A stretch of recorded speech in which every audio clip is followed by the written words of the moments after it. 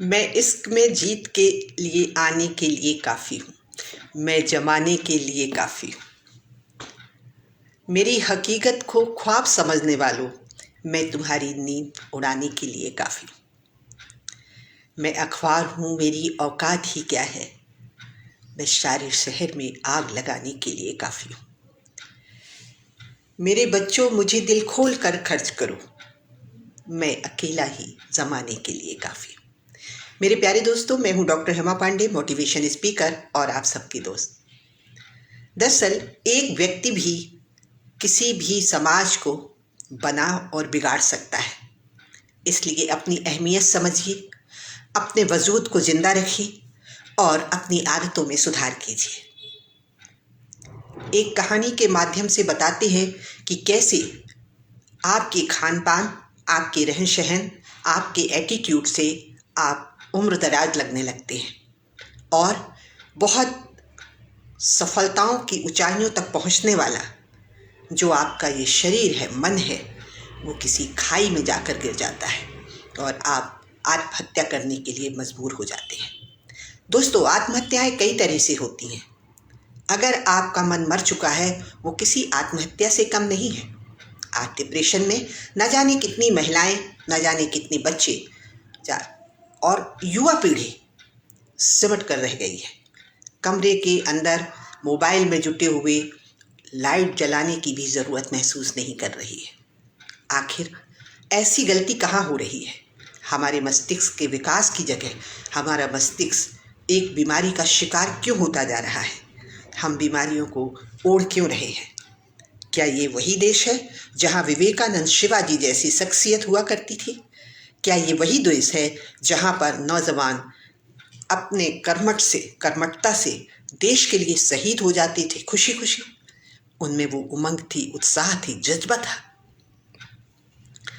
एक राजा जो कि बहुत ही प्रतिभा संपन्न था, न्यायप्रिय था, उसकी 2 रानियां थीं और दोनों रानियां बहुत ही संतुष्ट और खुश रहती थी। एकमात्र राजा था जिसके राज्य में ये नियम था कि कोई भी व्यक्ति भूखा नहीं सो सकता है। उसके दरबार में खुलकर आइए और अपनी समस्या बताइए। आम जनता के लिए ये कोई छोटी बात नहीं थी। जब वो दरबार में बेधड़क चले आते थे और अपनी दास्तान सुनाते थे, ऐसे ही एक बुजुर्ग महिला बहुत ही दुखी मन से और रोती हुई आ रही थी। राजा साहब ने कहा, रोने से पहले अपनी दर्द को बताओ जिससे मैं उसको सुलझा सकूं। तो उन्होंने कहा कि बेटा, मैं क्या बताऊं, मेरा बच्चा अभी 20 साल का है लेकिन 60 साल जैसा लगता है। उसका पेट निकल आया है, स्किन मुरझा गई है, चेहरे की जो चमक है खत्म हो गई है। मुझे समझ में नहीं आ रहा है कि कहाँ गलती हो रही है। मैं तो कभी उसको कुछ कहती भी नहीं। दोस्तों, ये सिलसिला धीरे धीरे बढ़ने लगा। राजा ने कहा, किसी वैद्य को दिखाओ। राजवैद्य को बुलाया गया और कहा गया कि जो भी खर्च आएगा वो राजकोष से दिया जाएगा। इन जो माँ है, इनके बच्चे का पूरा इलाज करो। बच्चे का इलाज शुरू हुआ लेकिन कहीं भी कोई भी उसका सॉल्यूशन नहीं निकला। तमाम दवाइयाँ, तमाम व्यवस्थाएं घुटी लेकिन कुछ भी नहीं हुआ और ये सिलसिला धीरे धीरे बढ़ने लगा। फिर कोई बुजुर्ग व्यक्ति आता था, कोई जवान बच्चा आता था, हर कोई यही दास्तान सुनाता था कि न जाने क्यों उम्र से पहले ही हम बूढ़े नजर आ रहे हैं। आखिर ऐसा क्या है? धीरे धीरे जब समस्याएं बढ़ने लगी तो ये राज्य स्तर की समस्या हो गई और इस पर तमाम वैद्यों की मीटिंग शुरू हुई। सभी वैद्यों को बुलाया गया राज दरबार में, मंत्रणा हुई लेकिन कहीं की कोई सॉल्यूशन नहीं हुआ। एक वृद्ध वैद्य थे जिनकी उम्र 100 साल से ऊपर हो चुकी थी। ऐसे में उन्होंने बड़े ही धीरे से उठते हुए कुछ कहना चाहा। राजा साहब ने कहा, बैठो बैठो, मैं ही उधर आता हूँ तुम्हारी दास्तान सुनने के लिए।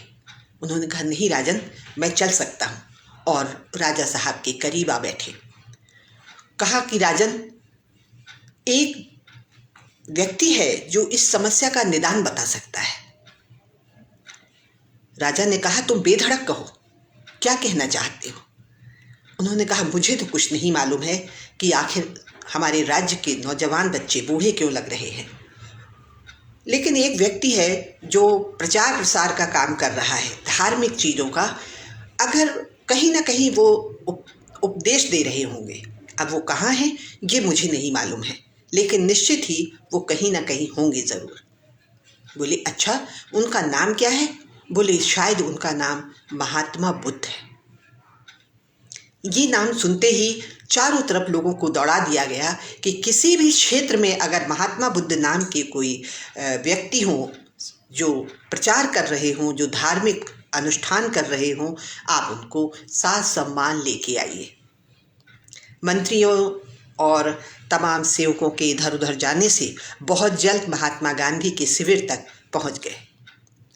महात्मा गांधी उस समय उपदेश दे रहे थे। महात्मा बुद्ध ऐसे समय में उन्होंने आश्वस्त किया, बैठाया, और जब उनकी बात सुनी तो सहर्ष तैयार हो गए, क्योंकि महात्मा बुद्ध तो ऐसे ही प्रचार प्रसार के लिए ही निकलते थे, धार्मिक उपदेश देते थे और बौद्धिक संपदा बांट रहे थे, क्योंकि उन्होंने न जाने कितने जगह प्रैक्टिकल लाइफ जी थी और कहीं भी उन्हें शांति नहीं मिली थी, सुकून नहीं मिला था। लेकिन जब उन्होंने अपने साधना को सिद्ध किया और बहुत सारी चीज़ों को खुद अप्लाई किया तो वो उस निष्कर्ष पर पहुँचे हुए थे। तो उनकी समाज में बहुत ही इज्जत थी, लोग उनकी बात को गंभीरता से सुनते थे और मानते भी थे। दोस्तों, महात्मा बुद्ध को राज्य में लाया गया। महात्मा बुद्ध ने कहा कि मैं इसके लिए तैयार हूँ और मैं इसके लिए आप सबको सुबह 4 बजे किसी खुले स्थान पर आमंत्रण देता हूँ। राजा साहब ने कहा, जितना भी पैसा लगेगा हम देने के लिए तैयार हैं। तो उनके जो एक शिष्य थे उन्होंने कहा, नहीं राजन, हमें पैसे की कतई ज़रूरत नहीं है, आप तो सिर्फ ये राज्य में ढिंढोरा पिटवा दीजिए कि हर व्यक्ति सुबह 4 बजे खुले मैदान में आएगा ही आएगा, और यदि नहीं आया तो दंडित किया जाएगा, जुर्माना लगेगा। पूरे राज्य में ये ढिंढोरा पिट जाने के बाद एक खुला मैदान तलाशा गया और उस मैदान में 99% लोग जो युवा थे उनका आना अनिवार्य था, तो वो सारे के सारे वहाँ पहुँच गए और महात्मा बुद्ध ने बताना शुरू किया। जो सबसे पहली चीज़ उन्होंने बताई वो ये कि सुबह 4 बजे उठना सबके लिए अनिवार्य है। दोस्तों, ये 4 बजे उठना सबके लिए अनिवार्य कह के उन्होंने कहा, अब जो उपदेश है वो खत्म हो गया। लोगों को बहुत आश्चर्य हुआ, लेकिन चूँकि महात्मा बुद्ध के आदेशों का पालन करना ही करना था और राजा साहब को भी वहाँ उपस्थित रहना था, तो कोई भी इसका विरोध नहीं कर पाया और मीटिंग ओवर की तरह ख़त्म हो गई और उपदेश समाप्त हो गया और सब अपने अपने घर चले गए। दूसरे दिन का भी उन्हें फिर बुलाया गया और उसके बाद उनको कहा गया कि अब आप सुबह उठने के बाद गुनगुना पानी पिएंगे जो मिट्टी वाले घड़े में रखा होगा, गर्म करके, और मिट्टी वाले घड़े में जो होगा उस पानी को पिएंगे, मिट्टी के बर्तन में। लोगों ने ऐसा ही किया, 4 बजे उठ गए और अपने घर से उस गुनगुने पानी को उन्होंने पी लिया। वापस आए, तीसरे दिन उन्हें फिर बुलाया गया तो कहा गया कि क्या आपने ये सब पालन किया? लोगों ने कहा, हाँ, अब हमें बहुत अच्छा लग रहा है, हम अपनी तरफ से बिल्कुल तरोताज़ा है, फ्रेश हो गए हैं, बहुत अच्छा लग रहा है। उन्होंने कहा, ये बहुत अच्छी बात है। अब तीसरे दिन का उपदेश जो उन्होंने दिया वो ये था कि आपको 2 से 3 किलोमीटर चलना है। जो नौजवान थे उनके लिए कहा गया कि आपको दौड़ना है, जो बच्चे थे, बुजुर्ग थे, उनको धीरे धीरे चलना है, लेकिन चलना ही चलना है। और हर व्यक्ति के लिए ये अनिवार्य था। जिसमें जितनी क्षमता है वो उस हिसाब से एक्सरसाइज यानी टहलने का काम करेगा ही करेगा। दोस्तों, तीसरे दिन का कार्यक्रम समाप्त हुआ तो धीरे धीरे उनसे पूछा गया कि अब आपको कैसा लग रहा है। बोले, बहुत अच्छा लग रहा है, अब तो हमें भूख भी लगती है, लेकिन जब तक आपका आदेश नहीं होगा हम उस क्रम को नहीं तोड़ेंगे। लेकिन राजा साहब ने कहा, महात्मा जी, आप तो कमाल कर रहे हैं, एक साधारण सी चीज़ बता रहे हैं, लेकिन अंदर से बहुत प्रफुल्लित महसूस कर रहे हैं हम लोग। उसके बाद उन्होंने कहा कि जब आपकी एक्सरसाइज हो गई, आपने सब कुछ कर लिया, अब आपको एप्पल खाना है। 300 ग्राम एप्पल से कम नहीं होना चाहिए, ज़्यादा हो सकता है। ये बात लोगों को कुछ अजीब सी लगी, लेकिन आदेश का पालन किया गया और चौथे दिन जो आदेश दिया गया था कि आपको टहलने के बाद आपको एप्पल खाना है, उन्होंने ये खाया। अब तो और भी अच्छा अंदर से लगने लगा। कोई भी चिड़चिड़ाहट नहीं, समय पे नींद खुलने लगी, पानी पीने का क्रम चालू हो गया। टहलने में का कुछ थोड़ी तकलीफ हुई लोगों को, लेकिन वो आदत में धीरे धीरे आने लगी और उसके बाद उन्होंने एप्पल खाने का काम किया। जैसे जैसे समय बढ़ता गया, उसके बाद उन्होंने कहा, अब आपको 10 बजे के बाद खाना खाना है, जिसमें दाल है, सब्जी है, सलाद है, रोटी है, ये खाना है। लेकिन आपको गेहूं की रोटी नहीं खाना है, आपको मिक्स रोटी खाना है, जिसमें मोटे अनाज होंगे और रोटी की मात्रा भी आपको कम करनी होगी। ये सुनकर के वो जो खान पान था वो एकदम विपरीत था, क्योंकि पूड़ी कचौड़ी खाने से, पराठे खाने के आदि लोगों को ये काम बड़ा अजीब सा लग रहा था। लेकिन आदेश का पालन करना था महात्मा जी का, और बड़ी ही पैनी निगाह रखी गई जा रही थी सबके ऊपर, तो लोगों ने कहा कि ऐसा ही करेंगे। दोस्तों, धीरे धीरे ये क्रम चालू रहा और उसके बाद दोपहर में थोड़ा सा रेस्ट करना ज़रूरी बताया गया।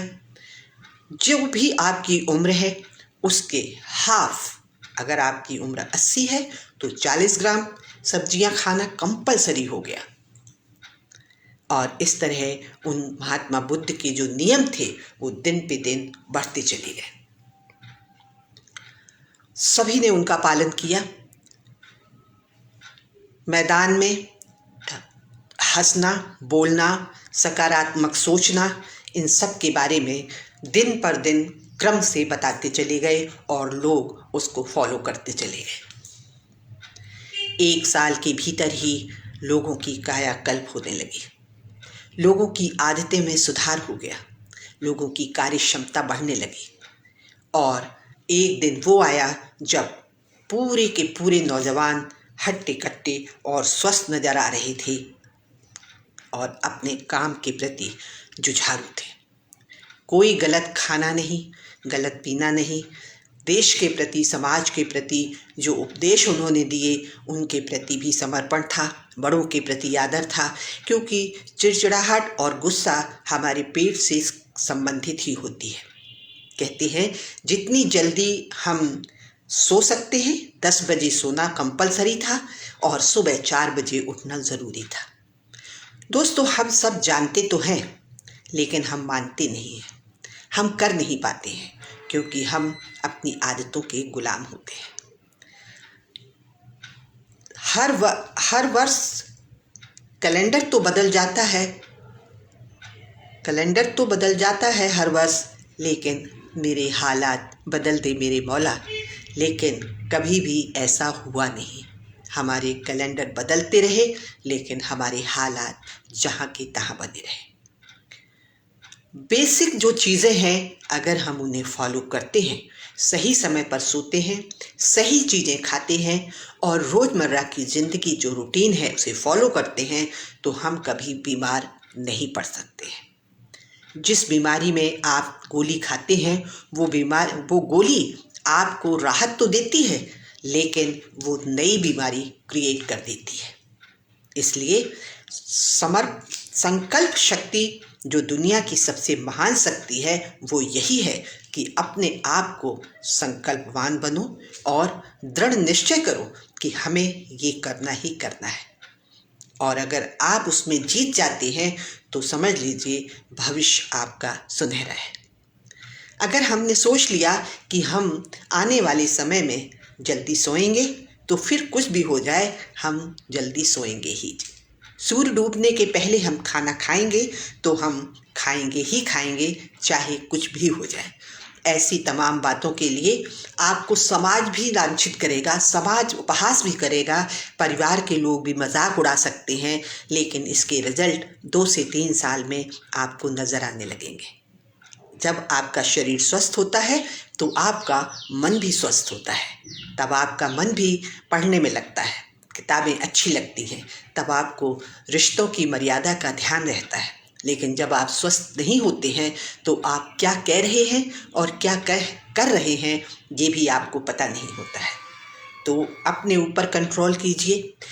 जीत अपने आप से है, किसी और से कोई कंपटीशन नहीं है दोस्तों। अपने आप से पिछले 5 वर्षों में हम क्या थे, आने वाले 5 वर्षों में हम क्या बनेंगे, पिछले वर्षों में हमारा अकाउंट क्या रहा है, आने वाले वर्षों में कैसे हम छोटी सी राशि लगा करके हम बड़ी राशि में तब्दील कर सकते हैं, ये हमारे ऊपर निर्भर करता है। और निष्क्रियता कभी ना रहे, हमेशा सक्रिय रहें। जो भी आपका सपना है, जो भी आपकी हॉबी है, जो भी आपके लक्ष्य हैं, क्योंकि बूढ़ा आदमी वही होता है जो निष्क्रिय हो जाता है। इसलिए हर उम्र का कोई ना कोई लक्ष्य होता है, उसे ज़रूर अपनाएं और अपने ऊपर काम ज़रूर करें, क्योंकि यदि आपने अपने ऊपर काम नहीं किया तो जो भी आपको जानकारी भी है वो भी सब व्यर्थ हो जाती है। 15 मिनट की पढ़ी हुई किताब आपकी 90 घंटे का समय देती है, जो कि पूरी उम्र लोग नहीं पढ़ते हैं। और जब आप 15 मिनट पढ़ते हैं तो आपके विचारों की अभिव्यक्ति भी कमाल की हो जाती है। तो सवाल इस बात का है कि आज जो जहाँ दिखाई दे रहा है उसके पीछे उसके वर्षों की मेहनत है दोस्तों। ये मत सोचिए कि ये तो पैदाइशी है इसलिए हम कुछ कर नहीं सकते हैं। आप भी वो कर सकते हैं। आप यूनिक हैं। आपके हाथों के जो निशान है वैसे किसी के नहीं है। भगवान ने आपको किसी न किसी मकसद से भेजा है। आप अपने लक्ष्य को पहचानिए और आप उस पर काम कीजिए। आप ईश्वर का धन्यवाद दीजिए कि ईश्वर ने आपको वो सब दिया है जो करोड़ों को नहीं दिया है। बस चलते चलते वही बात दोहराना चाहूँगी कि मैं अखबार हूँ, मेरी औकात ही क्या है, लेकिन मैं पूरे शहर में आग लगाने के लिए काफ़ी हूँ। एक व्यक्ति कहीं से कहीं पहुँच सकता है, सब कुछ संभव है। आसमां कौन कहता है आसमां में सुराग नहीं हो सकता, एक पत्थर तो तबीयत से उछालो। जय हिंद, जय भारत, नमस्कार।